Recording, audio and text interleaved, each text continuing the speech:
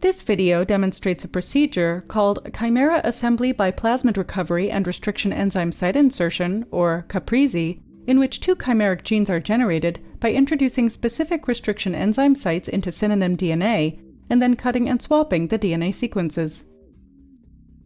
In CAPRRESI, the wild-type genes of interest are first inserted into the multiple cloning sites of the same vector.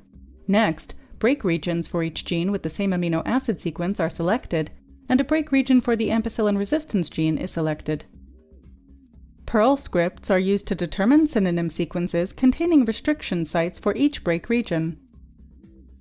Using specially designed oligos, PCR is performed to produce 4 complementary parts that contain synonym DNA with the desired restriction enzyme sites. The resulting PCR products are purified, digested, and then ligated to produce a chimeric sequence.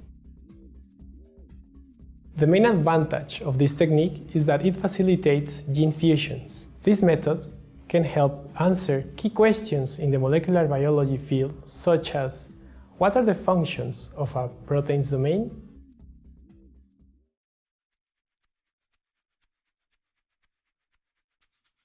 Begin this procedure with the genes of interest already inserted into the multiple cloning sites of the vectors. Here, the RPOD and SIG-A genes, which encode bacterial sigma factors needed to initiate RNA synthesis, have each been cloned into PUC18 as detailed in the accompanying text.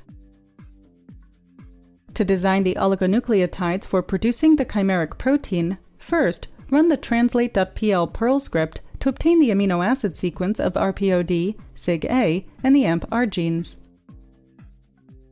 Then, using the muscle